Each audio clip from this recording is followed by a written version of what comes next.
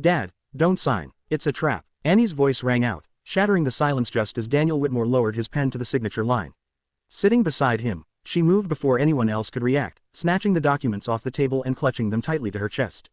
Daniel turned sharply, stunned. Annie, what are you doing?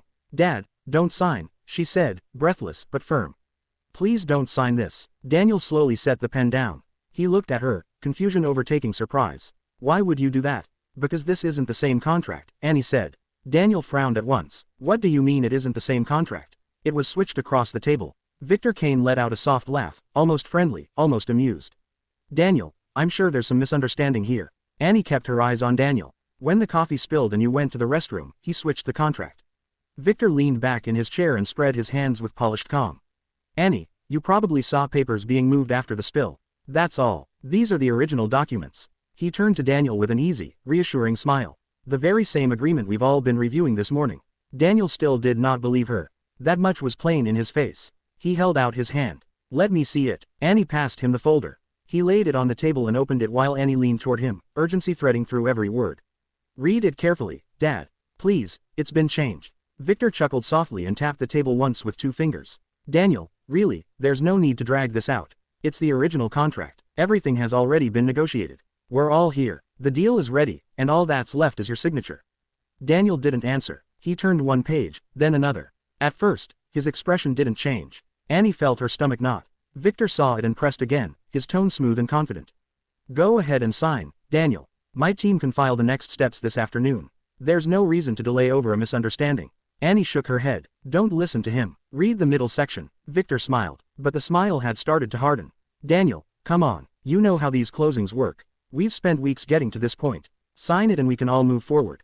Daniel reached the middle of the contract and paused. He read the clause once, then again, very slowly. The muscles in his jaw tightened. Victor noticed something wrong. Daniel did not look up right away. His finger stayed on the paragraph in front of him. When he finally spoke, his voice was cool and measured. This clause wasn't written this way before. Victor answered almost immediately. It was functionally the same, just cleaner language. Daniel raised his eyes. No, it wasn't. Annie sat straighter. Victor's smile remained in place, but only barely.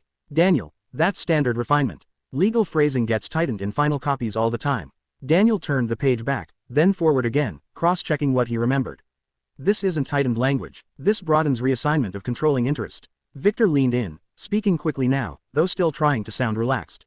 It doesn't change the structure of the deal. It simply gives flexibility in the event of administrative transfer. That's routine. Daniel stared at him. Routine for whom? Victor gave a light shrug. For transactions of this size, for everyone. Daniel closed the folder halfway, still holding the page open with one hand. That clause gives a third party more authority than we discussed. Victor shook his head at once. Only on paper. It's technical. Technical. Daniel repeated, the word turning colder in his mouth. Victor laughed. But, this time there was strain underneath it.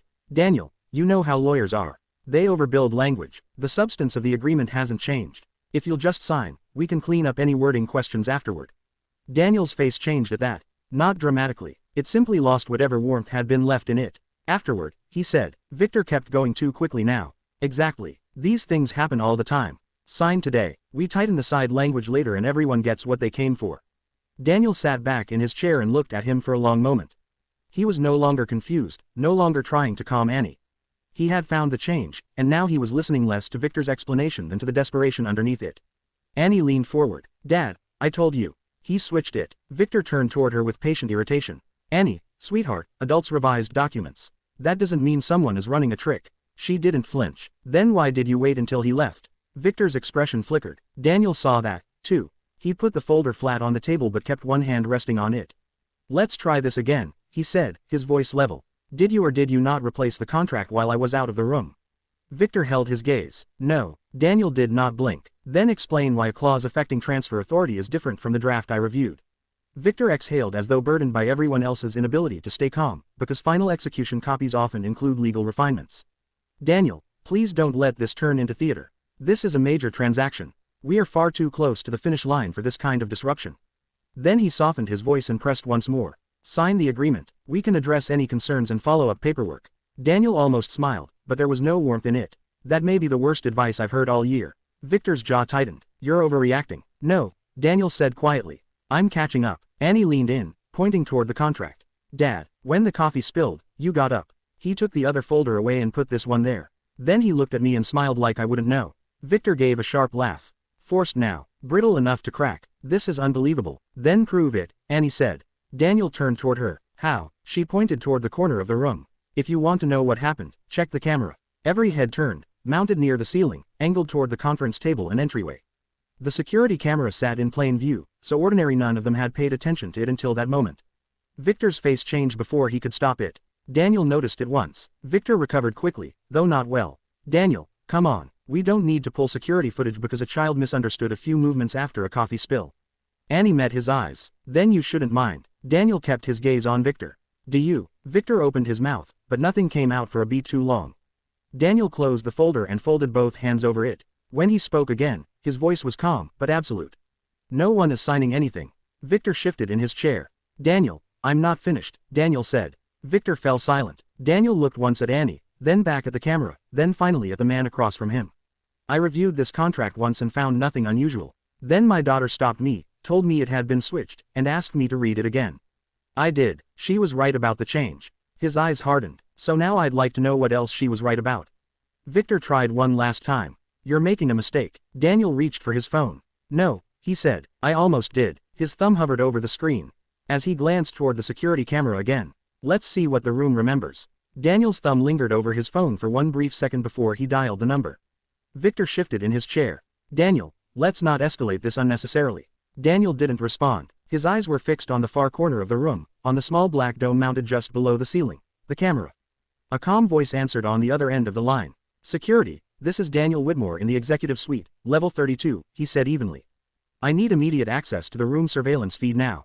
There was a pause, then a shift in tone. Yes, sir, we'll have someone up right away.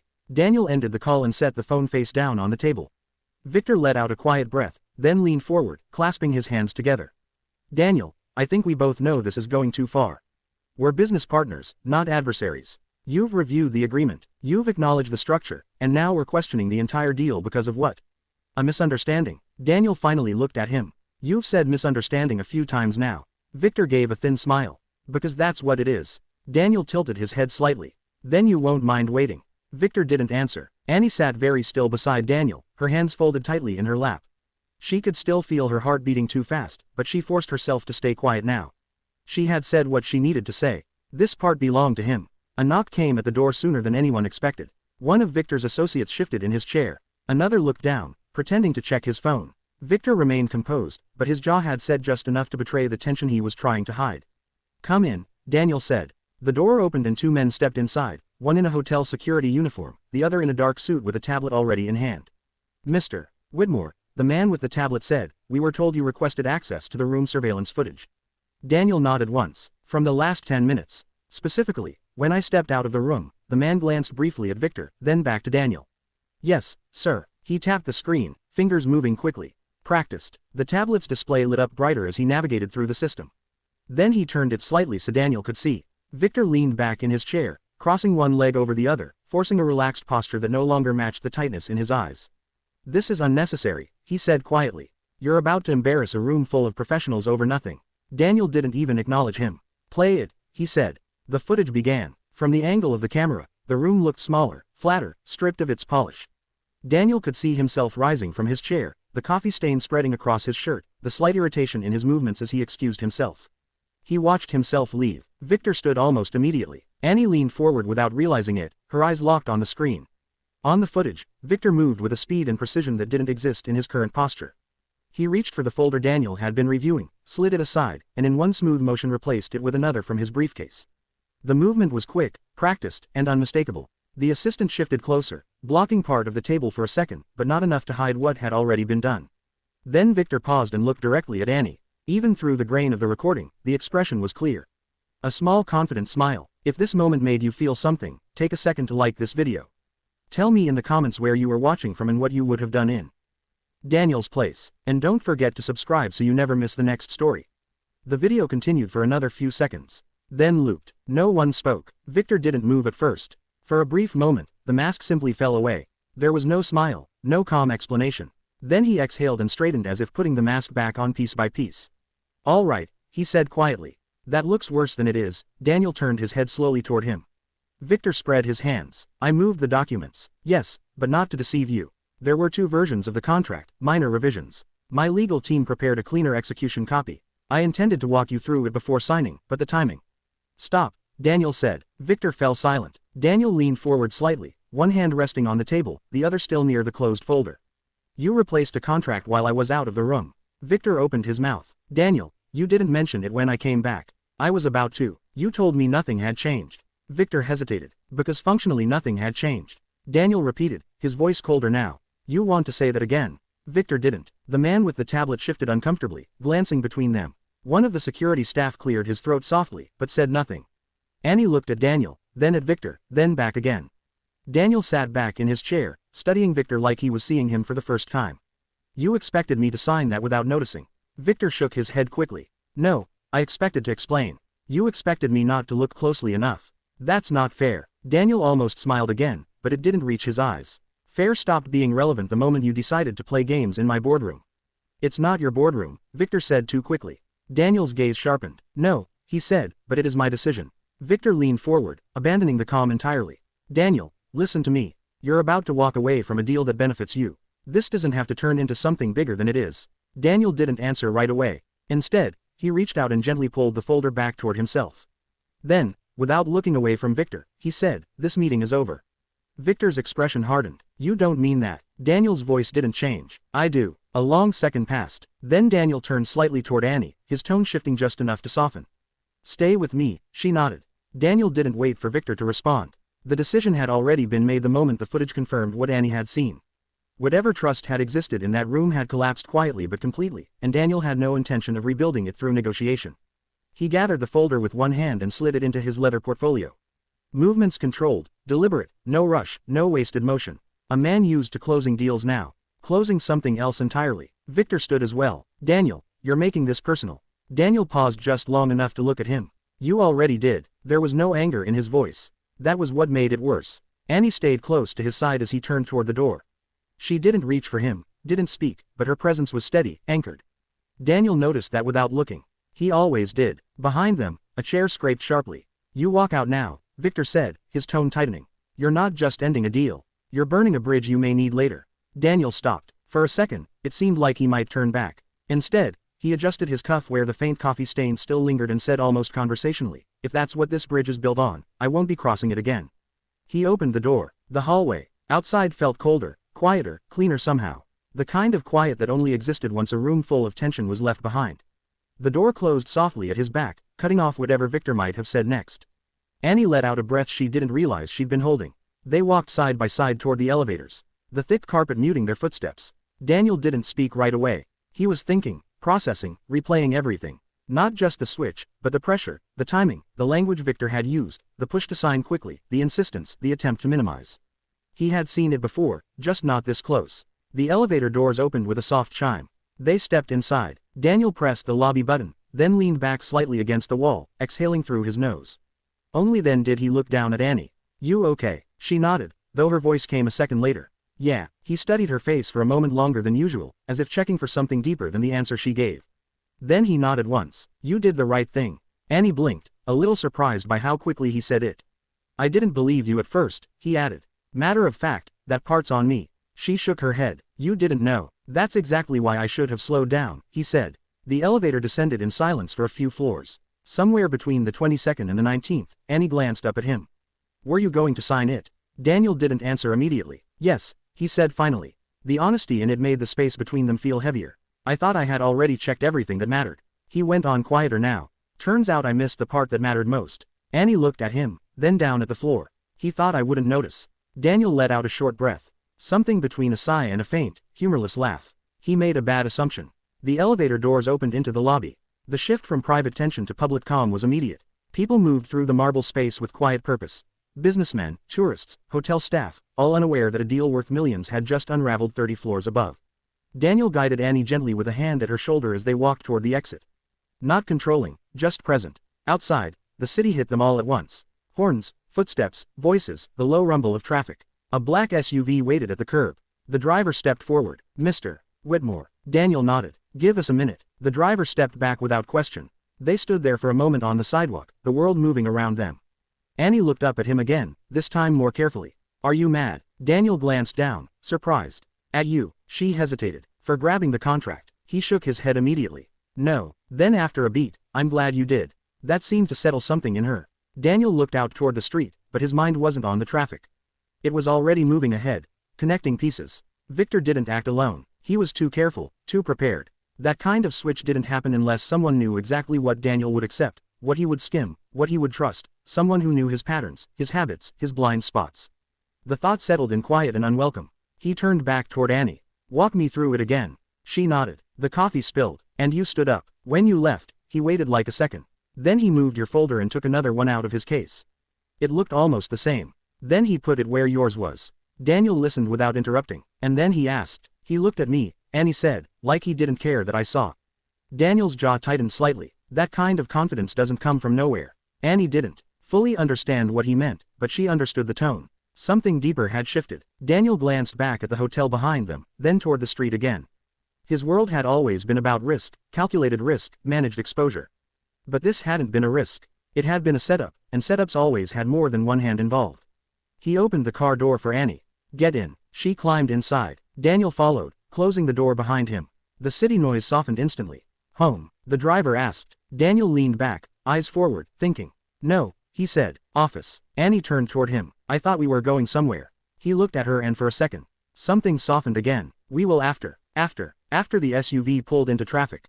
Daniel rested one arm along the door, his other hand slightly tapping once against his knee. A habit, one he hadn't noticed in years. Victor had pushed too hard. The contract had been altered. The timing had been precise. And somewhere in all of that, there was a detail Daniel hadn't seen yet. But he would. He always did. Beside him, Annie sat quietly, watching the city blur past the window. She didn't know what came next. She didn't know how big the thing she had just stopped really was. But she knew one thing. Whatever it wasn't over. The car ride to the office was quieter than usual. Daniel didn't take calls. He didn't open his laptop. He didn't even check his phone again after the brief message he sent ahead. He simply sat there looking out through the tinted glass as Manhattan slid past in controlled motion traffic lights, storefront reflections, people moving with purpose. The city hadn't changed, but something inside the rhythm of his day had.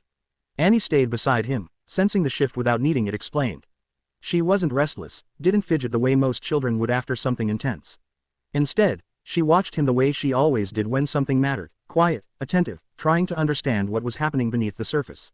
When the SUV pulled up in front of Daniel's headquarters, the driver stepped out first, opening the door with the same practiced efficiency as always. Mr. Whitmore. Daniel nodded once. Thank you. He stepped out, then turned slightly so Annie could follow. His hand hovered briefly near her shoulder, not guiding, not directing, just there in case she needed it. She didn't, but she noticed anyway. Inside, the building was calm, almost reverent in its silence. A few employees glanced up as Daniel walked in. Their expressions shifting immediately recognition, then something closer to alertness. People in his company knew how to read him. They knew the difference between a normal return and a storm arriving quietly. Today was not normal, Mr. Whitmore, the receptionist said, standing a little straighter than usual. Daniel didn't slow down. Conference room. 10 minutes. Get Martin. Yes, sir. They moved quickly but not hurriedly down the hallway, past glass offices and quiet workspaces. Annie kept pace beside him, her steps small but steady. She had been here before, but today felt different. Less like a visit, more like stepping into something important. When they reached the conference room, Daniel pushed the door open and walked in without waiting. Annie followed, taking a seat near the corner rather than beside him this time. It wasn't something she decided consciously. It just felt right. Daniel set his portfolio on the table and opened it, pulling out the contract. He didn't sit immediately. Instead, he stood there for a moment, looking down at the pages as though they might say something new if he stared long enough. Then he zapped. A minute later, the door opened again. Martin Blake stepped in, already removing his glasses as he crossed the room. Mid-50s, sharp, composed, the kind of lawyer who didn't waste time on greetings when something serious was happening. Daniel, he said, then glanced briefly at Annie, giving her a small nod before turning back. I got your message. What happened? Daniel slid the contract across the table toward him. Read page 12. Martin didn't ask questions. He sat, adjusted his glasses, and began reading. The room went quiet again. Annie watched both of them. Daniel leaning back slightly, arms folded, eyes fixed on nothing in particular, and Martin bent over the pages, his expression tightening as he moved through the document. It didn't take long. Martin stopped. Then he went back, then forward again. Finally, he looked up. Where did this come from? Victor Kane, Daniel said. Closing meeting this morning. Martin tapped the page lightly. This clause, this wasn't in the last draft your office sent me. I know. Martin leaned back slowly. It's not just wording. This shifts leverage a lot. Daniel nodded once. I caught it on the second read. Annie didn't say anything. Martin glanced at her, then back to Daniel. Second read. Daniel let out a quiet breath. I almost signed it on the first. Martin's eyes narrowed slightly. Almost. Daniel gestured faintly toward Annie. She stopped me. For a moment, Martin said nothing. Then he looked at Annie again, this time more carefully, not as a child sitting quietly in a room, but as someone who had just changed the outcome of something very real. Well, he said after a beat, I'm glad she did. Annie shifted slightly in her seat, but didn't speak. Martin tapped the page again. This clause allows reassignment under a broader set of conditions than originally agreed. If you'd signed this, you'd be exposed. Not immediately, but enough for someone to leverage control later. Daniel's jaw tightened. That's what it looked like. Martin closed the folder partway, thinking, this wasn't an accident. No, Daniel said, it wasn't. The room settled into that truth. Martin leaned forward, folding his hands together. Did Kane acknowledge the change? Daniel gave a short humorless breath. He called it refinement, said we could clean it up after I signed. Martin's expression hardened. That's not refinement. That's entrapment. Annie looked up at that word. Daniel noticed. It means setting someone up to agree to something they don't fully understand, he said quietly. Annie nodded once. Martin continued. And the fact that it was introduced at signing without notice means they were counting on speed. Pressure, momentum. Daniel's gaze drifted briefly toward the window. And assumption. Martin followed his line of thought. Assumption that I wouldn't look twice, Daniel said. Or that I'd trust the process enough not to. Martin sat back slightly. Or that you trusted the people involved. Daniel didn't answer. He didn't need to. A silence settled between them. Heavier now, stretching beyond the contract itself. Martin broke it. Who brought Kane in? Daniel's eyes shifted back to the table. There it was, the question he'd already been asking himself since the car. Ethan, he said. Martin didn't react immediately, but the name carried weight. Your brother, he asked. Daniel nodded once. Martin leaned back, absorbing that. And how involved was he? Daniel's voice stayed even. He made the introduction. Said Kane's group had an opportunity worth looking at, pushed for the meeting. Martin glanced down at the contract again, then back up. Did he review the drafts? Daniel didn't answer right away. Annie watched him. He had access, Daniel said finally. That was enough. Martin let out a slow breath. Then we don't just have a contract problem. No, Daniel said. We don't. Annie looked between them, not fully understanding the layers of what they were saying, but understanding enough to feel the shift again. The same one she had felt in the conference room. Now deeper, quieter, and more serious. Martin closed the folder completely this time. What do you want to do? Daniel leaned back, resting one arm along the chair, his other hand still near the contract. His mind was already moving ahead, building structure out of chaos, turning instinct into action. First, he said, we lock this down. No further contact with Kane. Martin nodded. Second, I want every version of this contract reviewed. Timeline changes, who touched what and when. Understood. And third, Daniel paused just briefly. I want to know exactly how far this goes. Martin held his gaze. You think it's bigger than Kane?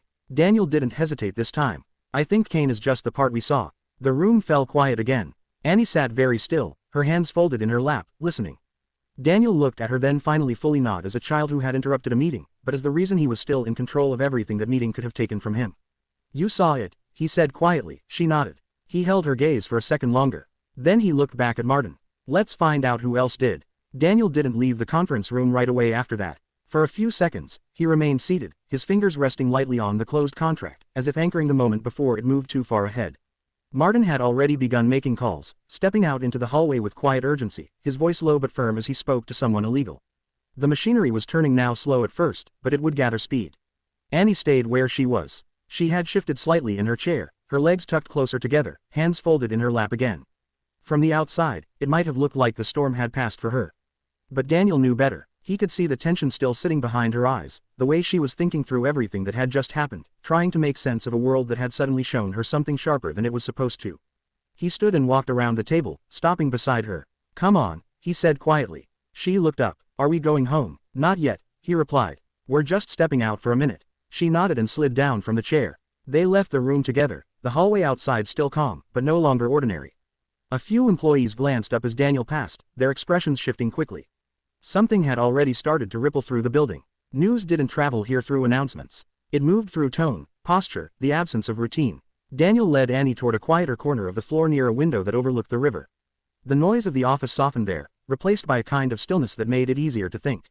He stopped and turned to her. You did something most adults wouldn't have done, he said. Annie shrugged slightly, though her eyes stayed on his. I just didn't want you to sign it. I know, he said. There was a pause. You weren't sure at first, she added, not accusing, just stating it.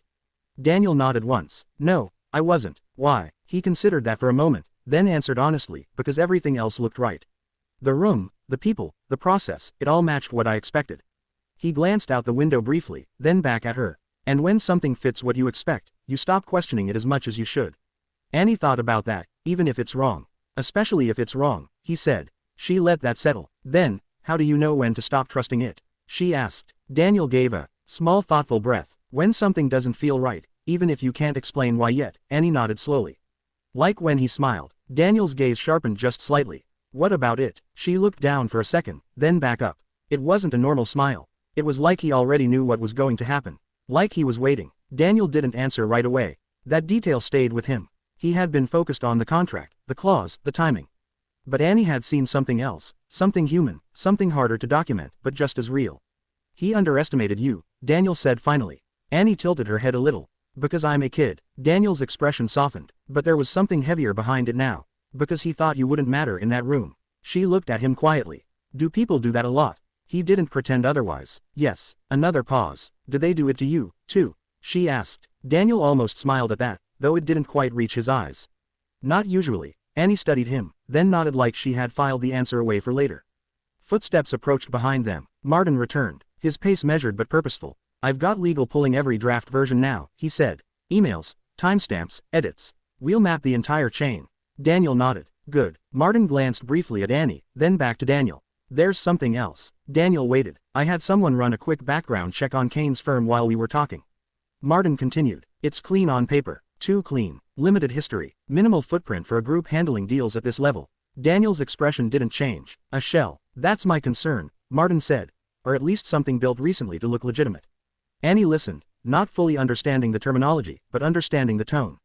This wasn't over. It was getting bigger. Daniel folded his arms lightly. And Ethan? Martin hesitated for just a fraction of a second.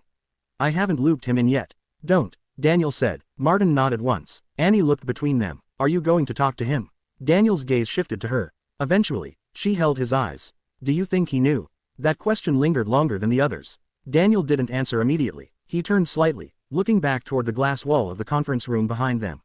Even though it was out of sight now, his mind was already retracing timelines, conversations, small details that hadn't seemed important before. Ethan's voice from a week ago, casual, confident. You should take the meeting. These guys are solid. The way he had pushed just enough, not too hard. The way he had stepped back after. I think, Daniel said slowly, that we're going to find out. Annie didn't push further. Martin checked his watch. We'll have preliminary findings within the hour. Daniel nodded. Keep it tight. No one outside this room. Understood. Martin stepped away again, already pulling out his phone. The hallway fell quiet once more. Daniel looked down at Annie. You hungry? She blinked, a little caught off guard by the question. A little. He gave a small nod. Good. Let's get something to eat. She smiled faintly at that. As they walked toward the elevators again, Daniel felt the weight of what had almost happened settle in a different way. Not as a mistake narrowly avoided, but as a signal. Something had been set in motion long before this morning. The contract was just the moment it surfaced. Beside him, Annie walked in step, her small stride matching his longer one as best she could. She had seen the break before anyone else. Not because she understood contracts, not because she understood business, but because she had been paying attention when everyone else assumed there was nothing left to see. Daniel pressed the elevator button and waited. He didn't say it out loud, but the thought was already clear. This wasn't just about a deal anymore. It was about finding out who had decided he was the kind of man who could be led into a trap, and why they thought they would get away with it. They didn't go far. Daniel chose a quiet restaurant 2 blocks from the office, the kind of place that didn't ask questions and didn't rush tables. It was early enough that the lunch crowd hadn't fully arrived yet, leaving a calm, almost insulated atmosphere, soft lighting, low conversation, the distant clink of glasser. The kind of place where people with complicated lives came to think without interruption. A hostess led them to a corner booth. Daniel slid in first, then waited as Annie settled across from him. He didn't open the menu right away. For a moment, neither of them spoke. A server approached, poured water, and left without lingering. Daniel finally leaned back slightly, his gaze resting on Annie in a way that was quieter now, less analytical, more personal. You did something today most people wouldn't have the courage to do, he said. Annie traced a small circle on the table with her finger. I just said what I saw. That's not a small thing, Daniel replied. Most people see something wrong and convince themselves it's nothing. She looked up. Why? Because it's easier, he said. Because speaking up means you might be wrong or that someone might not believe you. Annie held his eyes. You didn't believe me at first. Daniel didn't look away. No, I didn't. She waited. He exhaled slowly. And that's something I'll remember. There was no apology in his tone, but there was weight. Accountability. Annie seemed to understand that better than a simple, "I'm sorry," would have given her. The server returned, took their order, something simple for Annie. Black coffee and a sandwich for Daniel, and left again. The quiet returned, but it wasn't uncomfortable. Daniel reached into his jacket and pulled out his phone, placing it on the table, but not unlocking it yet. He was thinking again, but differently now. Less reaction, more reconstruction. Walk me through the timing one more time, he said. Annie nodded. The coffee spilled. Then you stood up. When you left, everyone kind of moved a little. He waited a second. Then he took your folder away and put a different one there. Fast. Daniel listened carefully. Anyone else close enough to see? She shook her head. They were talking or looking at other things. And after that, he sat down like nothing happened, Annie said. Then he looked at me. Daniel's eyes narrowed slightly. What kind of look? She paused, searching for the right words. Like he already won. That stayed with him. The server returned with their drinks. Daniel barely touched his coffee. His phone buzzed. He glanced down. A message from Martin. Draft comparison complete. You need to see this. Daniel unlocked the phone, read quickly, then placed it back down with a subtle shift in his posture. What is it? Annie asked. Confirmation, he said. More than one change. Her eyes widened slightly. So it wasn't just that one part. No, Daniel said. That was just the one we caught in time. The implication settled heavily between them. Annie looked down at her glass, then back up. Would it have been bad? Daniel didn't soften the truth. Yes. How bad? He considered the question, then answered in a way she could understand without diminishing it. Bad enough that someone else could start making decisions about things that belong to me. My company, my work, maybe more. Annie absorbed that quietly. Then, why would he do that? She asked. Daniel's expression shifted slightly, not in uncertainty, but in depth. Because control is worth a lot more than money to some people. Annie frowned a little, but he already had a company. Daniel gave a faint, almost distant smile. Some people don't want their own. They want yours. That answer lingered. His phone buzzed again. This time a call. Daniel glanced at the screen. Ethan. For a brief second, Daniel didn't move. Annie noticed. Are you going to answer? She asked. Daniel picked up the phone, but didn't bring it to his ear right away.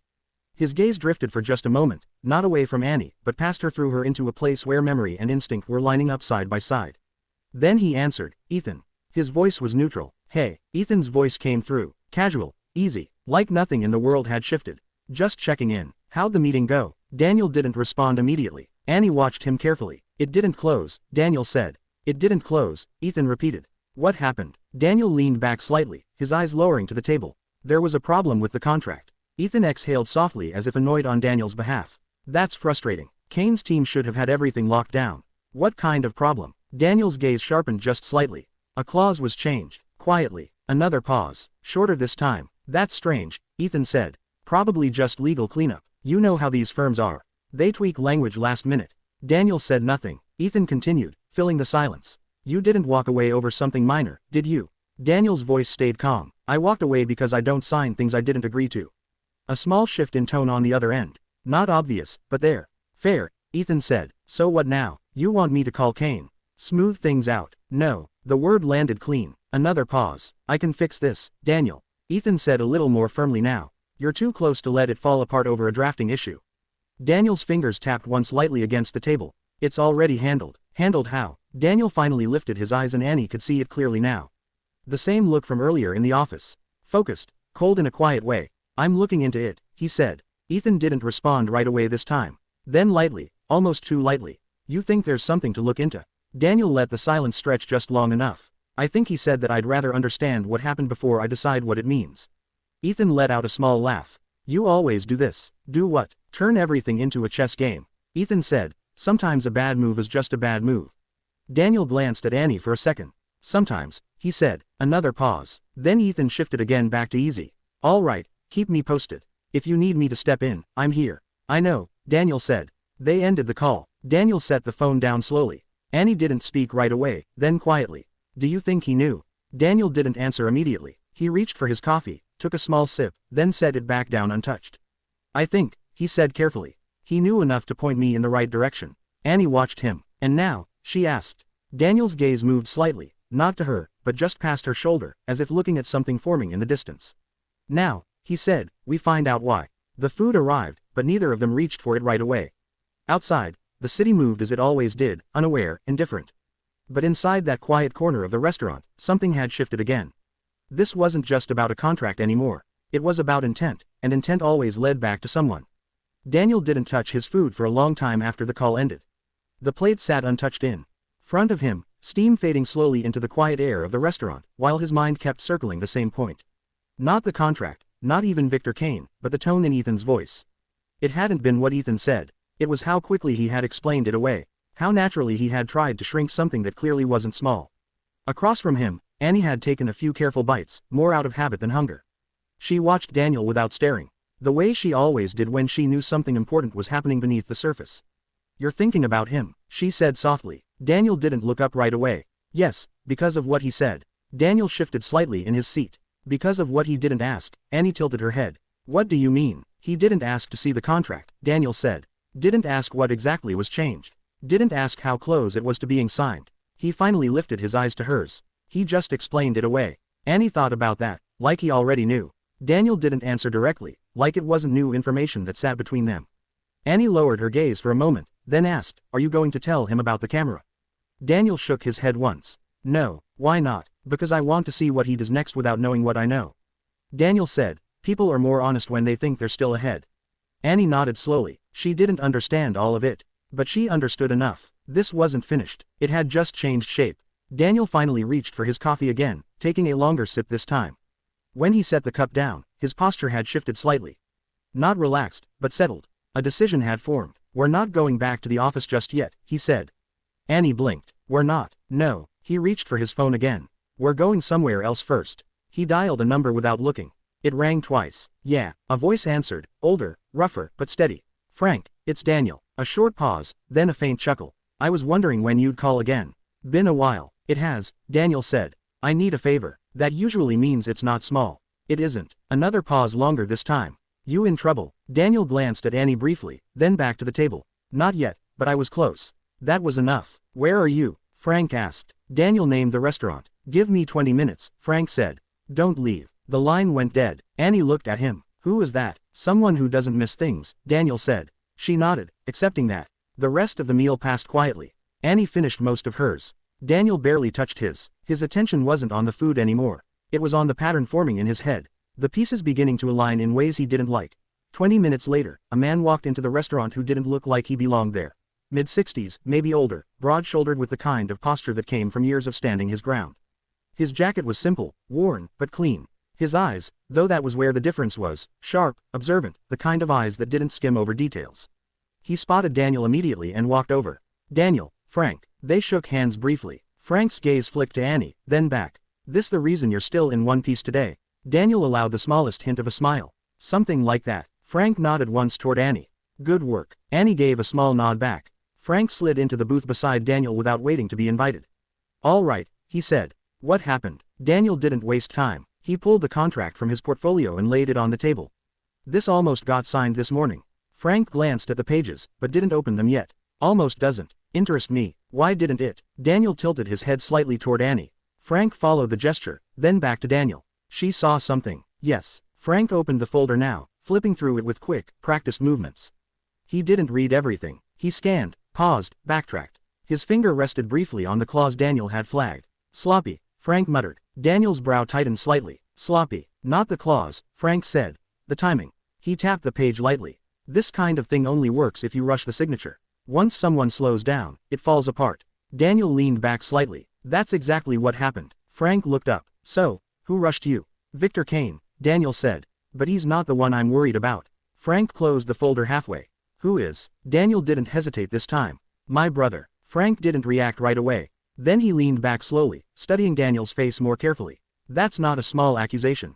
I didn't make it lightly." Frank nodded once. "Good, because if you're right, this isn't business anymore." "I know." Annie listened quietly, her eyes moving between them. Frank glanced at her, then back at Daniel. She saw the switch happen. "Yes, clear as day." Daniel didn't answer. Annie did. He took one folder and put another one there fast. Then he looked at me like I didn't matter. Frank held her gaze for a second longer than most adults would. "That last part usually matters more than the switch." Daniel noticed that. Frank turned back to the contract. "You've got two problems," he said. "The one you can prove," he tapped the page. "And the one you can't yet." Daniel's voice stayed even. "The connection." Frank nodded. "Exactly." Annie frowned slightly. What connection? Daniel answered this time. How Kane knew what to change, when to change it, what I wouldn't question right away, Frank added quietly. That kind of information doesn't come from the outside. The table went still again. Annie looked at Daniel from inside.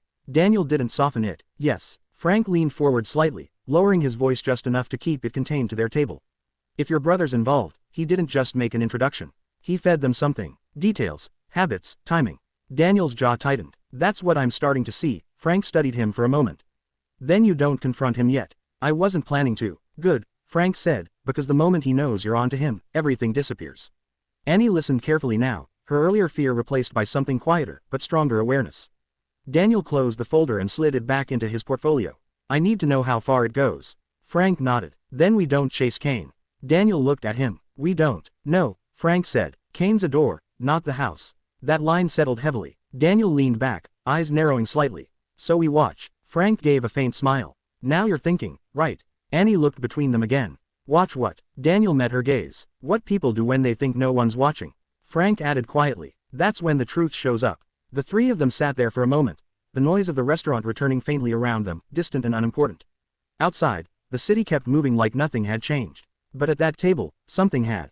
The contract had been stopped. The lie had been exposed. And now, for the first time, they weren't reacting anymore. They were waiting. Frank didn't stay long after that. He finished his coffee, said only what needed to be said, and left the same way. He arrived quietly without drawing attention. But the weight of his words remained at the table long after he was gone. Kane wasn't the target. Kane was a door, and doors only mattered if you knew what was behind them. Daniel paid the bill without looking at it. Annie walked beside him as they stepped back out into the afternoon. The city louder now, busier, sunlight reflecting sharply off glass and steel. It felt different than it had that morning. Not because the city had changed, but because Daniel was no longer moving through it the same way. They didn't go back to the office. Instead, Daniel gave the driver a new address, one Annie didn't recognize. She glanced at him. Where are we going? Somewhere we won't be interrupted, he said. That was enough for now. The car moved uptown, leaving the density of Midtown behind, sliding into quieter streets lined with older buildings and long shadows. After about 20 minutes, they turned into a private drive bordered by iron fencing and bare branch trees just beginning to show spring. The car stopped in front of a townhouse that looked almost untouched by time.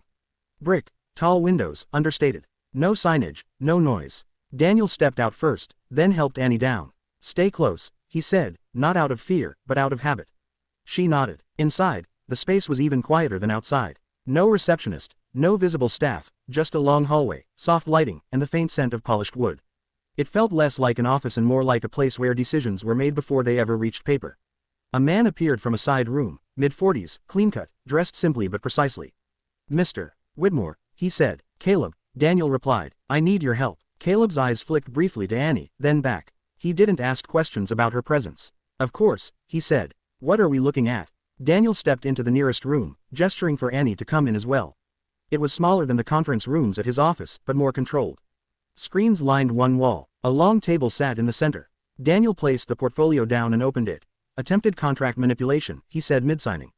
Caleb's expression didn't change, but his attention sharpened. Internal or external? Daniel met his eyes. That's what we're finding out. Caleb nodded once. Walk me through it. Daniel did clean, precise, no wasted detail. The coffee spill, the switch, the clause, the pressure to sign, the call with Ethan. Caleb listened without interrupting, then reached for the contract. He didn't read it like Martin had. He dissected it page by page, clause by clause, not just looking at what had changed, but how it had been written. Language patterns, formatting, consistency, the kind of details that revealed authorship. After a few minutes, he stopped. This wasn't written by the same hand as the original draft, Caleb said. Daniel leaned forward slightly. Meaning whoever inserted this didn't just edit it, they built it separately and dropped it in. Caleb said. Different structuring habits, different legal phrasing rhythm. Annie watched him, not understanding every word, but recognizing certainty when she heard it. Daniel's voice stayed calm. Could legal team have done that? Caleb tilted his head slightly. Yes, but not without knowing exactly where to place it so it wouldn't stand out immediately. Daniel didn't respond. Caleb looked up at him. This wasn't guesswork. Annie spoke quietly. Someone knew what he wouldn't notice right away. Both men looked at her. Daniel gave a slight nod. Exactly. Caleb leaned back a little, studying Daniel more carefully now. So, the question isn't just who wrote it. It's who knew enough about you to make it work. The room settled into that truth. Daniel crossed his arms lightly. I want everything. Communication records, file access, logs, version history, anything that connects Kane's firm to my internal drafts. Caleb nodded. I'll need access. You'll have it. Caleb glanced at Annie again, then back to Daniel. And your brother. The word hung there. Daniel didn't hesitate. You don't approach him. You don't flag him. You treat him like any other point in the chain. Caleb understood immediately. Invisible. Yes. Annie shifted slightly in her seat. So he doesn't know you're looking at him.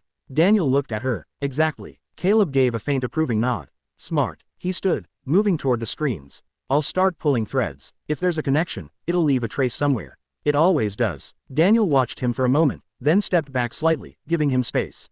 The room filled with the quiet hum of systems coming online. Annie slid off her chair and walked over to Daniel, stopping just beside him. Are we going to catch him? She asked. Daniel looked down at her. Not with certainty, not with doubt, but with something steadier. We're going to understand what he did, he said. That's the same thing, she asked. Daniel considered that. No, he said, but it's where it starts. Annie nodded. Across the room, Caleb's voice broke the quiet. Daniel, he turned. Caleb didn't look away from the screen. Initial access logs show something interesting. Daniel walked over. What is it? Caleb tapped a section of data. Your contract drafts were accessed late last night. Not by your legal team. Daniel's expression didn't change. Who? Calbumemet. The name appeared. For a moment, no one spoke. Annie couldn't see the screen from where she stood, but she didn't need to. She could feel it in the silence. Daniel exhaled slowly. Ethan, Caleb said. The room went still. Annie looked at Daniel. He didn't react outwardly. No anger, no shock, just a quiet confirmation of something he had already begun to suspect. When Daniel asked, 11:42 p.m., Caleb said. Remote access, authorized credentials. Daniel nodded once. Then he didn't just know. Annie said softly. Daniel's gaze stayed on the screen. No, he said he helped. The word didn't land loudly. It didn't need to, because now, for the first time, the shape of the truth was clear. Not just a trap, not just a setup, but a decision made by someone who knew him well enough to believe it would work. Daniel straightened slightly, his voice calm again, but colder now. Keep digging, he said. Caleb nodded. I will. Annie stood beside him, quieter than before, but not afraid because whatever came next. They weren't walking into it blind anymore. The name didn't echo in the room. It didn't need to. Ethan. It sat there on Caleb's screen. Quiet and undeniable, a simple line of data that carried more weight than any accusation Daniel could have made out loud. Timestamp. Access point. Credentials clean. Daniel didn't move for a few seconds. Annie watched him carefully, trying to read his face the way she had learned to do, watching for the small changes, not the obvious ones. But this time, there wasn't much to see. No anger, no shock, just stillness. What exactly did he access? Daniel asked. Caleb's fingers moved across the keyboard, pulling up additional layers, multiple drafts, not just the final version. He went through the progression, original structure, revisions, internal comments. He paused, then added. That's not casual curiosity. Daniel nodded once. No, it's not. Annie stepped a little closer. He was looking for where to change it. Caleb glanced at her, then back to the screen. That's exactly what it looks like. Daniel exhaled slowly, his eyes still fixed on the data. He didn't just hand them information. He studied it and then fed them the right entry point. Caleb said. The room settled into a colder kind of quiet. Annie didn't speak this time. She didn't need to. The shape of it was clear now in a way that didn't require explanation. This wasn't a mistake. It wasn't pressure or miscommunication or a rushed legal adjustment. It was planned. Daniel straightened slightly. Timeline. Caleb nodded. Access at 11:42 p.m. File downloads shortly after then in activity. He tapped another section. Kane's team sent their final version at 7:15 this morning. Daniel did the math without speaking. 8 hours. Enough time to build the clause. Enough time to embed it cleanly. Enough time to walk into that meeting with confidence. He knew exactly when I'd sign, Daniel said. Caleb glanced at him. Meaning, Daniel's voice stayed even. He knew I don't drag closing meetings. I review once, confirm structure, and execute. Annie looked up, so he knew you wouldn't check again. Daniel didn't correct her. He thought I wouldn't. Caleb leaned back slightly, folding his arms. Which means this wasn't just about the contract. It was about you. Daniel finally looked away from the screen, his gaze shifting toward the far wall, but not really seeing it. It always is. A quiet beat passed. Annie spoke again, softer now. Why would he do that? The question lingered longer this time. Daniel didn't answer immediately because this part wasn't data. This part was personal. Caleb broke the silence carefully. Money is the easy answer. Daniel shook his head once. No. Caleb studied him. Then what? Daniel's jaw tightened slightly. Control. Annie frowned. You already have control. Daniel looked at her. That's exactly the point. She didn't fully understand, but she could feel the weight of it. Caleb turned back to the screen, scrolling further. There's more. Daniel stepped closer again. What? Caleb highlighted another section. He didn't just access the contract files. He accessed internal notes. Daniel's eyes narrowed. Which notes? Caleb opened the file. A familiar document appeared, Daniel's own review comments from 2 days earlier. His annotations, his concerns, the exact areas he had skimmed, the sections he had marked as stable. Annie watched Daniel's face this time. Something changed, not outwardly, but deeper. He knew where I wouldn't look twice, Daniel said quietly. Caleb nodded. He used your own notes to build the blind spot. Annie felt a chill run through her, even if she couldn't fully explain why. It wasn't just that Ethan had helped. It was how precisely he had done it. That's not just helping, she said. Daniel didn't look at her, but he answered, no, it's strategy. Caleb closed the file slowly. You're dealing with someone who didn't just want a piece of the deal. They wanted leverage over you. Daniel's voice stayed calm. Yes. Annie hesitated, then asked the question that had been sitting quietly in her chest. Are you going to tell him you know? Daniel finally turned to her. For a moment, his expression softened, not in weakness, but in clarity. He wasn't thinking about contracts now. He wasn't thinking about Victor Kane. He was thinking about Ethan. No, he said. Annie blinked. Why not? Because the moment I do, Daniel said, he changes everything. Caleb nodded in agreement. He'll shut down access, clean up connections, distance himself. Annie looked between them. So, you're going to pretend you don't know? Daniel gave a slight nod. For now. That didn't sit easily with her. That feels like lying, she said. Daniel didn't dismiss it. It is, she waited. But sometimes, he continued, you don't tell the truth right away so you can find the whole truth. Annie thought about that carefully. Across the room, Caleb's system chimed softly. Daniel, he said, eyes narrowing at the screen. Daniel stepped over. What is it? Caleb pointed. Incoming. Activity. Daniel's focus sharpened. From where? Same credentials, Caleb said. Remote login attempt now. The room went completely still. Annie felt it before she understood it. He's logging in again, she asked. Caleb nodded. Looks like it. Daniel's expression didn't change, but something inside it locked into place. Don't block it, he said. Caleb glanced at him. You sure? Yes. Caleb's fingers hovered over the keyboard. If he gets deeper access, he won't get anything he hasn't already seen, Daniel said. But we might get something new. Caleb understood immediately. You want to trace it? Daniel nodded. I want to know where he is when he thinks no one's watching. Annie stepped closer again, her voice quieter now. This is like what Frank said. Daniel glanced at her. What people do when they think no one's watching. Caleb started running the trace. The seconds stretched. Data moved across the screen. IP routing, signal mapping, connection paths tightening into something more specific. Then Caleb stopped. Daniel didn't ask. He already knew there was an answer. Caleb leaned back slightly. He's not at home. Daniel's voice was calm. Where? Caleb turned the screen slightly. Midtown. Annie's eyes widened. The same place, she asked. Caleb nodded. Same building. The hotel. The room they had just left. Daniel didn't react immediately. Then he exhaled slowly. Of course he is, he said. Annie looked up at him. He's there with them. Daniel's gaze hardened. Not with anger, but with something more focused. Not just with them, he said quietly. He's part of it. The truth no longer needed to be uncovered. It had just walked into the light on its own. Caleb closed the tracking window and looked at Daniel. What do you want to do? Daniel didn't answer right away. He looked at Annie, then back at the screen, then at the closed folder sitting on the table. Everything had aligned. The contract, the access, the call, the location. No more assumptions, no more gaps. Just a clear line from intent to action. Daniel straightened. We're going back, he said. Annie felt her heartbeat pick up again. Back where? Daniel's voice was steady, to the place he thought we already left behind. The decision moved faster than the elevator that carried them down. Daniel didn't explain much on the way out. He didn't need to. The moment Caleb confirmed Ethan's location, everything shifted from investigation to action. Not reckless action, never that, but something precise, controlled, and immediate. Annie stayed close as they stepped back into the car, the door shutting with a quiet thud that seemed louder than it should have been. Back to the hotel, the driver asked. Yes, Daniel said. The car pulled into traffic. For a few seconds, neither of them spoke. The city outside blurred past again, but this time, Annie didn't watch it. She watched Daniel. He wasn't tense in the way she expected. He wasn't angry, not on the surface, but there was something else there now. Something quieter and heavier, like everything inside him had narrowed down to one clear point. Are we going to see him? She asked. Daniel didn't look at her right away. If he's still there, and if he is, Daniel's gaze shifted slightly toward the window, then back. Then we'll have a conversation. Annie hesitated. A normal one. A faint, almost invisible smile touched the corner of his mouth. No, that answer sat between them. The ride didn't take long, but it felt longer this time. Not because of distance, but because Annie could feel something building. The kind of moment where things didn't just get explained, they changed. When the car pulled up in front of the Harrington Grand again, the building looked exactly the same as it had that morning. Clean lines, glass doors, doorman standing in quiet professionalism. No sign of what had almost happened inside. Daniel stepped out first. Annie followed. Stay with me, he said again. Softer this time. I will, she said. They walked inside. The lobby was busy now, filled with movement, voices, luggage rolling across polished floors. But Daniel didn't slow down. He moved through it like he belonged there, which he did, and like he had something more important than anything happening around him, which he also did. At the front desk, he didn't stop. He simply said, "Security now." The tone was enough. Within seconds, the same manager from earlier appeared slightly more alert this time.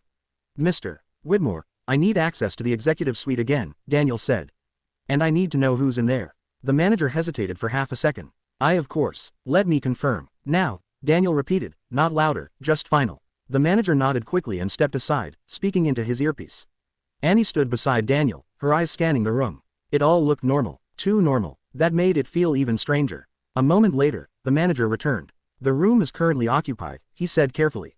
Daniel's expression didn't change. "By who?" Another brief hesitation. "Mr. Kane is still there," and he checked the tablet in his hand.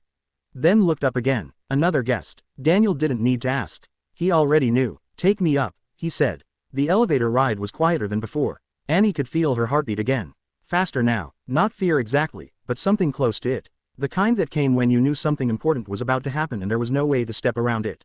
She glanced at Daniel. He looked the same. That was the part that made it feel more serious when the doors opened on the 32nd floor. The hallway stretched out ahead of them.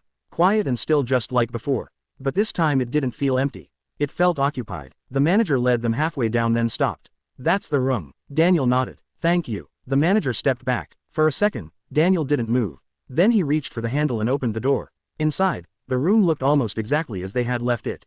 Same table, same chairs, same skyline beyond the glass. But the people inside had changed. Victor Kane was standing near the table, his posture tight, his composure thinner than it had been earlier, and across from him, Ethan. He turned at the sound of the door. For a brief moment, surprise flickered across his face. Not dramatic, not loud, just enough to show it hadn't been part of the plan. "Daniel," he said. Daniel stepped into the room, Annie just behind him. Neither of them spoke right away. The silence stretched. Victor was the first to try to break it. "This is unexpected." Daniel didn't look at him. His eyes stayed on Ethan. "You move fast," Ethan said, recovering quickly, his tone sliding back into something smooth. "I was just about to call you again." Daniel closed the door behind him. "I'm glad I saved you the trouble." Ethan gave a small, easy smile. "You should have stayed. We could have cleared everything up." Daniel took a few steps forward, stopping at the edge of the table. "I think we're past that." Victor shifted slightly. "Daniel, we can still resolve." "Not now," Daniel said without raising his voice. Victor fell silent. Ethan watched Daniel carefully now, measuring him. "So, what is this?" Daniel held his gaze. "You tell me." Ethan's smile faded just a fraction. "I don't follow." Daniel didn't blink. "You accessed my contract drafts last night." The room went still. Victor's eyes flicked toward Ethan. Ethan didn't look at him. "That's a serious claim," Ethan said. "It's not a claim," Daniel replied. "It's a record." Another pause. Annie stood quietly beside Daniel, her eyes moving between them. This was different from before. This wasn't about catching something hidden anymore. This was about what came after. Ethan exhaled slowly, then shook his head once, like he was disappointed. "You think I'd do something like that?" Daniel's voice stayed even. "I think you already did." Victor stepped in again, more tense now. "Daniel, we're not going to have this conversation based on assumptions." Daniel finally turned his head toward him. "Sit down," he said. Victor didn't move. Then, after a second too long, he did. Ethan watched that happen, and something shifted behind his eyes. Daniel turned back to him. "You had access," Daniel said. "You reviewed the drafts. You knew where the clause would go. You knew when I'd sign." Ethan didn't deny it this time. He just looked at Daniel for a long second. Neither of them spoke. Then Ethan said quietly, "You always were predictable." The words landed harder than anything else that had been said. Annie felt it. Daniel didn't react outwardly, but something inside the room changed again. "Is that what this was?" Daniel asked. "A test." Ethan tilted his head slightly. "A move." Daniel nodded once slowly. "A move," he repeated. Behind him. Annie stayed still because now she understood this wasn't just a trap anymore. It was a game someone thought they could win. And for the first time since it started, they were both standing on the same board. Ethan's words didn't echo, but they lingered. A move. Daniel let the silence stretch after that. Not out of hesitation, but control. He had spent years in rooms where the first person to fill the silence lost ground. Ethan knew that too. That was the problem. Victor shifted in his seat, clearly uncomfortable now, caught between two men who were no longer pretending this was business as usual. His earlier confidence had thinned into something reactive, uncertain. "You're overcomplicating this," Victor said, forcing steadiness into his voice. "This was a negotiation. Terms evolve. That's all this is." Daniel didn't even look at him. "You replaced a contract mid-signing." Victor opened his mouth, then closed it again. Ethan stepped slightly forward, just enough to reclaim the focus. Victor didn't do anything I didn't approve. That landed differently. Annie felt it immediately. Daniel's gaze sharpened, but his tone didn't change. So now you're approving contract swaps behind my back. Ethan gave a small shrug, almost casual. I'm approving leverage. Daniel nodded once slowly as if confirming something he had already suspected. And you thought I wouldn't notice? Ethan's expression didn't shift. I thought you wouldn't look twice. Annie's fingers tightened slightly at her sides. Daniel's eyes flicked toward her for the briefest second, then back to Ethan. You were wrong. Ethan let out a quiet breath. Something between a laugh and a sigh. Not completely. Victor glanced at him confused. What does that mean? Ethan didn't answer him. Daniel did. It means I almost signed it. The room went still again. That truth carried weight neither Victor nor Ethan could ignore. Ethan studied Daniel more carefully now. But you didn't. Daniel tilted his head slightly. Does that bother you? Ethan didn't respond right away. Then quietly, it changes the timing. Annie frowned slightly, trying to follow. Timing of what? No one answered her directly, but Daniel's voice came a second later. Low and steady, of whatever comes next. Victor leaned forward, tension finally breaking through. There doesn't have to be a next. We can fix this. Adjust the terms. Redraft the agreement. No one has to lose anything here. Daniel turned his head toward him slowly. You already lost something. Victor blinked. What? Daniel held his gaze. The part where I trust anything you put in front of me. Victor had no answer for that. Ethan watched the exchange, silent now, his earlier ease gone. He wasn't smiling anymore. He wasn't performing. He was calculating again. Annie noticed that, too. Daniel stepped closer to the table, placing one hand lightly against its edge. Let's stop pretending this was about a deal, he said. You didn't risk something like this for margins. Ethan's eyes stayed on him. No. Then what was it for? Another pause. Longer this time. Victor shifted again. Ethan, stay out of it. Ethan said without looking at him. Victor leaned back, silenced. Ethan took a slow breath, then looked at Daniel in a way that wasn't business anymore. Not entirely. There was something older in it, something that had been sitting there long before contracts and boardrooms. You built everything to run without me, Ethan said. Annie felt the shift immediately. This wasn't about the contract anymore. Daniel didn't react to the words themselves. You had every opportunity. That's not the same thing, Ethan replied. Daniel's voice stayed calm. No, it's exactly the same thing. Ethan shook his head slightly. You don't even hear it. Daniel's eyes narrowed. Then explain it. For the first time, Ethan's composure cracked. Not outwardly, not dramatically, but enough that the tone underneath came through. You made it so I was never needed, he said. The room went quiet in a different way now. Annie looked between them, trying to understand.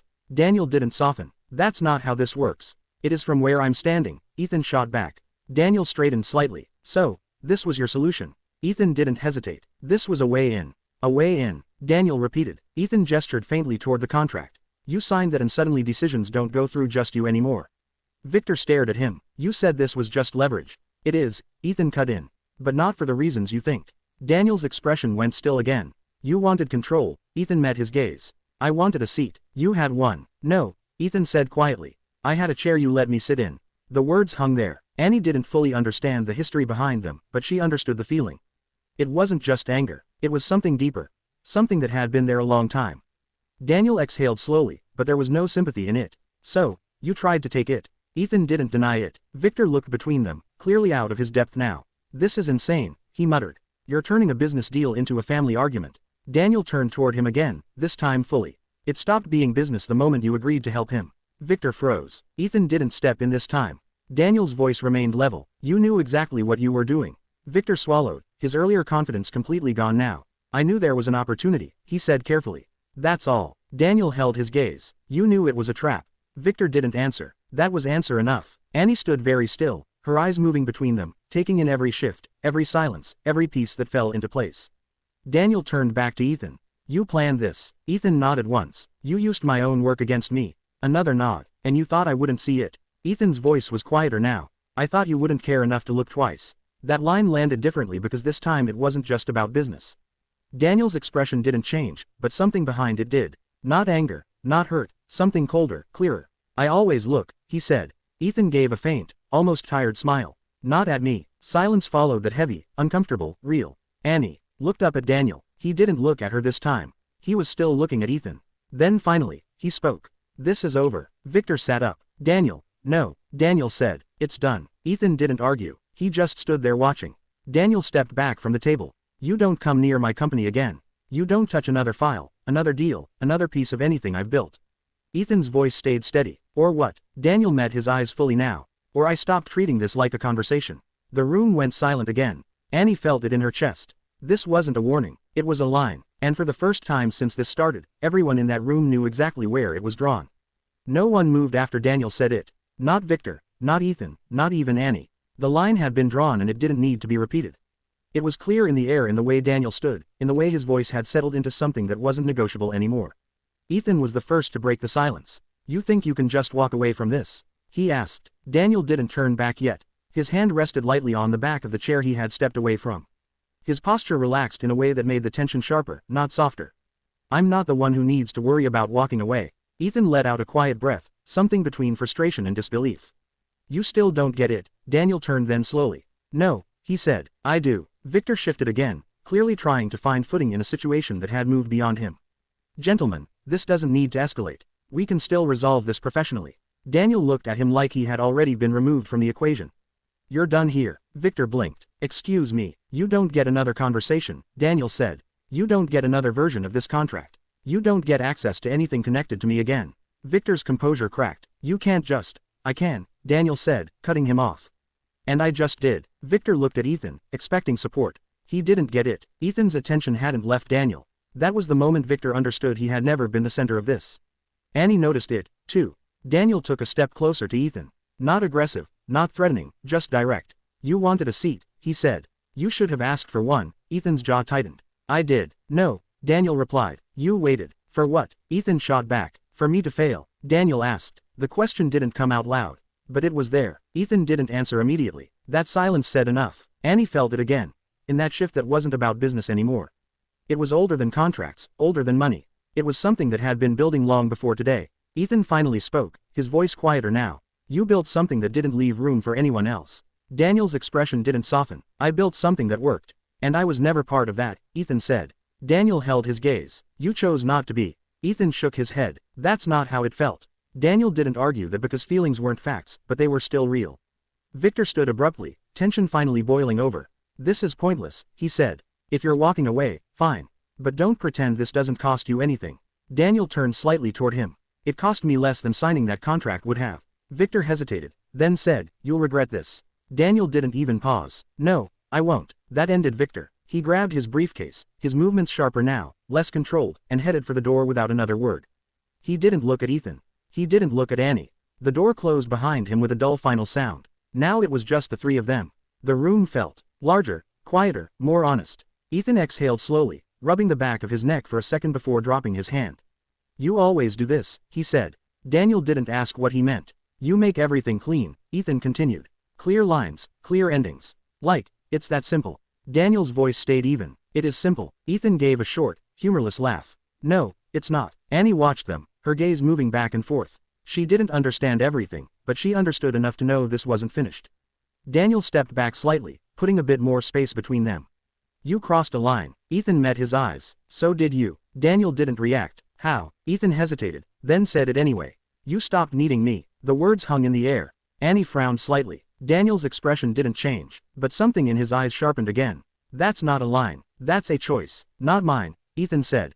Daniel took a breath, slow and controlled. "You had options, and none of them put you where you are," Ethan replied. Daniel didn't deny that because he couldn't. But that didn't change what had happened today. "You don't get to rewrite things this way," Daniel said. Ethan's voice dropped. "I wasn't rewriting. I was forcing the conversation." Daniel shook his head once. "No, you were forcing control." Another silence. He let it sit. Then he added, "And you lost it the moment she spoke." For the first time, Ethan looked at Annie fully. Not past her, not through her, at her. Annie didn't look away. That same look she had described earlier, the one Victor had given her, was gone. What replaced it wasn't simple. Not anger, not even frustration, recognition. "You saw it," Ethan said. Annie nodded. "Yes." He studied her for a moment longer. "Most people wouldn't have." "I was watching," she said simply. That answer stayed with him. Daniel noticed. He stepped forward again, just enough to bring the focus back. "This ends here." Ethan looked at him. "Does it?" Daniel didn't hesitate. "Yes." Ethan's gaze shifted briefly to the table, then back up. "You're going to cut me out." Daniel's voice didn't change. "You did that yourself." Ethan let out a slow breath. The fight draining just slightly, replaced by something quieter. "You always think it's that clean." Daniel didn't respond because for him it was. Lines mattered. Actions mattered. Today had drawn both. Annie stepped a little closer to Daniel without realizing it. her presence steady at his side. Ethan noticed that too. A faint, almost tired expression crossed his face. "That's what changed you," he said quietly. Daniel followed his gaze for a second, then looked back at him. "No." Ethan waited. Daniel's voice stayed calm. "That's what showed me what matters." The difference was subtle, but it was there. Another silence settled, softer now, but no less real. Then Daniel turned. "Come on," he said to Annie. She nodded. They walked toward the door together. Ethan didn't stop them, didn't call after them, didn't try to fix it because some things didn't get fixed once they crossed a certain point. As Daniel reached the door, he paused, not turning back, not softening the moment, just long enough to say one last thing. "If you come near my company again," he said, "it won't be a conversation next time." Then he opened the door, and this time he didn't look back. The hallway felt longer on the way out, not because it had changed, but because something behind them had. The door to the conference room closed with a soft click, but the weight of what had been said stayed with them, following step by step as Daniel and Annie walked toward the elevator. Neither of them spoke at first. The quiet between them wasn't empty. It was full of everything that had just unfolded, of things understood and things that would take time to settle. Annie kept close to Daniel's side, her small steps matching his pace. She didn't reach for his hand, but she didn't drift away either. There was a steadiness in her now that hadn't been there that morning. When the elevator doors opened, they stepped inside together. Daniel pressed the button without looking. The doors slid shut. For a few seconds, there was only the soft hum of movement. Then Annie looked up at him. "Is it really over?" Daniel didn't answer right away. He leaned back slightly, eyes forward as if measuring the question instead of reacting to it. "With the deal," he said finally. "Yes, and him?" she asked. "That took longer." Daniel exhaled slowly. "That's not something that ends in a single conversation." Annie watched him carefully. "Are you going to forgive him?" Daniel's jaw shifted slightly, not tightening, not softening, just thinking. "I don't know yet," he said. That was the truth. The elevator reached the lobby with a quiet chime. The doors opened and the world returned all at once. Voices, movement, the steady rhythm of people passing through without knowing anything about what had just happened upstairs. Daniel stepped out first. Annie followed. They walked through the lobby side by side, but slower this time. There was no urgency now. No need to push forward. The immediate danger had passed, but something deeper remained. Outside, the late afternoon light had softened. The city felt different again. Not tense, not sharp, just steady. The driver opened the door. Daniel paused before getting in. "Let's walk," he said. The driver stepped back without question. Annie looked up a little surprised. "Walk?" Daniel nodded. "Yeah." They moved down the sidewalk together, blending into the quiet flow of the city. People passed them without a second glance. No one knew who Daniel was here. No one knew what had almost been lost. For the first time all day, that felt right. Annie kept her hands at her sides, occasionally brushing against his as they walked. After a few minutes, she spoke again. "Were you scared?" Daniel glanced down at her. "When before I stopped you," she said. He thought about it. "No," he said. "I didn't know I needed to be." She nodded slowly. "I was." That made him stop. Not abruptly, just enough to turn slightly toward her. "Why?" he asked. Annie shrugged a little. "Because something felt wrong." Daniel studied her for a moment, then nodded. "That's not fear," he said. "That's instinct." She looked up. "They feel the same, sometimes," he said, "but instinct tells you to look closer. Fear tells you to look away." Annie considered that. "I didn't look away," she said. "No," Daniel replied. "You didn't." They started walking again. The city moved around them, cars passing. Distant sirens, the low murmur of conversations from people who had their own problems, their own stories. After a while, Annie asked, "Are you mad at him?" Daniel didn't hesitate this time. "Yes," she nodded. "Because he tried to take your company." Daniel's answer came quieter. "Because he thought he had to do it that way." Annie frowned slightly. "What way?" Daniel looked ahead as he walked. "The kind that breaks something you can't put back together easily." She thought about that. "Like trust?" she asked. Daniel glanced at her. "Yes," he said. They walked another block in silence. Then Annie asked, "Do you think he's sorry?" Daniel didn't answer immediately. He replayed the room in his mind. The way Ethan had stood, the way he had spoken, the way his voice had changed when things shifted from business to something else. "No," Daniel said finally. "Not yet." Annie looked down at the sidewalk. "Maybe he will be." "Maybe," Daniel said, but his tone carried something else. Not doubt, not certainty, just distance. They reached a quieter street lined with trees and older buildings. The noise faded slightly, replaced by a calmer rhythm. Daniel slowed his pace. "Do you know what you did today?" he asked. Annie looked up. "I stopped you from signing." "That's part of it," he said. "What's the other part?" Daniel stopped walking and turned fully toward her. "You trusted what you saw," he said, "even when no one else did." Annie held his gaze. "You didn't." "I didn't at first," he admitted. She waited. "That's why it mattered," he said. Annie didn't smile. She just nodded. Because she understood. Daniel crouched slightly so they were at eye level. Something he didn't do often in public, but it didn't matter now. There are going to be times, he said, when people tell you what you saw isn't real, that you misunderstood, that you're too young or too small or too anything to be right. Annie listened closely. When that happens, he continued, you don't argue louder, you don't try to prove it all at once. He paused, just briefly. You stay steady like you did today. She nodded slowly. And if they still don't listen, she asked. Daniel's expression softened, but his answer didn't. Then you find another way to make them see. Annie thought about that. Then she said quietly, like the camera. Daniel gave a small nod. Exactly like that. They stood there for a moment longer, the city moving quietly around them. Then Annie reached out, not hesitantly, but naturally, and took his hand. Daniel looked down just for a second. Then he held it. They started walking again, slower now. Behind them, the hotel stood tall and unchanged, holding everything that had happened inside it, like it held everything else quietly, without judgment. But Daniel knew better. Things had changed. Not just in business, not just in trust, but in something more fundamental. Because for the first time in a long time, he hadn't been the one who saw the danger coming. And the person who did was the one everyone else had almost ignored. They didn't go straight home. Daniel changed direction halfway down the block, turning toward a quieter street lined with brownstones and small, tucked-away cafes that didn't advertise themselves. Annie noticed, but she didn't ask. She had learned something important that day. Sometimes you didn't interrupt a moment while it was still forming. They walked in silence for a few minutes. Their pace unhurried now, the sharp edge of the day beginning to soften into something steadier. The city no longer felt like pressure. It felt like background again. Eventually, Daniel stopped in front of a small park, set back from the street, the kind most people passed without noticing. A few benches, bare trees, the faint sound of leaves shifting in the wind. Nothing impressive, nothing loud. Let's sit, he said. Annie nodded. They took a bench near the edge, facing a narrow path where a couple walked slowly. Talking about something that didn't carry beyond their own space. The world felt normal here, quiet, separate. Daniel leaned forward slightly, resting his forearms on his knees. He didn't speak right away. Annie sat beside him, her feet not quite touching the ground, her hands folded loosely now instead of tight like before. After a while, she asked, is everything going to be okay? Daniel looked at the path ahead, then down at his hands. Yes, he said. It wasn't rushed. It wasn't automatic. It was considered. Annie seemed to hear the difference. Even with him, she asked. Daniel took a breath, slow and controlled. That part might take longer. She nodded, accepting that. They sat quietly again, watching the small movements around them, the wind brushing through branches, someone jogging past, a dog pulling gently at its leash. Ordinary things, the kind that didn't ask for attention, but grounded everything else.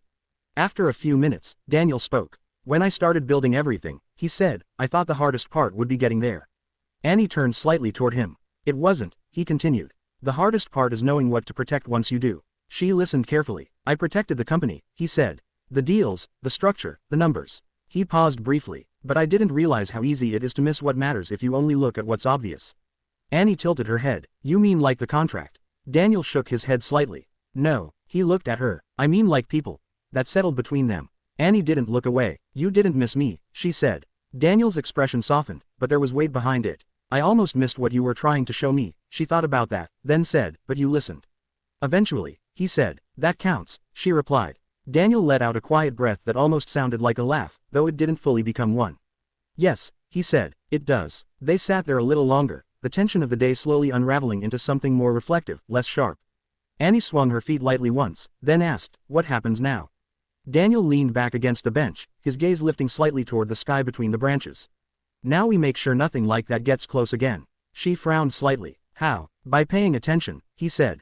To everything, not just the big things. The small ones, too. Annie nodded slowly, like how he smiled. Daniel glanced at her again. Exactly. She was quiet for a second, then asked, are you going to stop working with people? Daniel shook his head. No, that's not the lesson. What is? He thought about it. The lesson is that trust isn't something you give once, he said. It's something you keep checking. Annie considered that, like reading the contract again. Daniel smiled faintly this time. Yes, like reading the contract again. The wind picked up slightly, brushing through the trees, carrying the faint sound of the city back into the edges of the park. Annie leaned back against the bench, looking up for a moment. I thought you were going to be really mad. Daniel looked at her. At who? At me, she said. For stopping everything. He shook his head immediately. No, she studied his face, making sure. I was surprised, he admitted, but not mad. Why not? Daniel didn't hesitate. Because you were right. That answer seemed to settle something deep in her. She nodded once, then said quietly. I didn't want you to lose everything. Daniel looked at her for a long moment. I didn't, he said. The meaning of it went beyond money, beyond contracts, beyond anything written on paper. They sat in silence again. But this time, it was different. Not heavy, not tense, just full. After a while, Daniel stood. "Come on," he said. "Let's go home." Annie slid off the bench and stood beside him. They walked back toward the street together, side by side, their pace steady and unhurried. As they reached the corner, Annie looked up at him one more time. "Dad," he glanced down. "Yeah." She hesitated just briefly. "If I didn't say anything, would you have signed it?" Daniel stopped. The question didn't catch him off guard. He had already asked himself the same thing. "Yes," he said. Annie's fingers tightened slightly around his hand. Daniel squeezed back just enough for her to feel it. "That's why it matters that you did," he added. They started walking again. The city moved around them, unchanged, unaware. But something fundamental had shifted. Not in the buildings, not in the business, but in the space between what was seen and what was understood. Because that day hadn't just been about stopping a contract. It had been about something quieter, something harder to measure. The moment a voice that could have been ignored, wasn't. And because of that, everything that came after would be built a little differently, a little more carefully, and a lot more honestly. The story reminds us that truth often reveals itself in the smallest details, and those who are overlooked may see what others miss. It teaches that trust should never be blind even in familiar relationships, and that real strength lies in the courage to question, to pause and to look deeper when something feels wrong. Most importantly, it shows that integrity and awareness can come from anyone, regardless of age or status, and that sometimes a single brave voice is enough to stop a disaster and restore justice. This video is a work of fiction created with the assistance of artificial intelligence. All characters, events, and situations are not real and do not represent any actual people or true stories. The content is intended for storytelling and emotional illustration.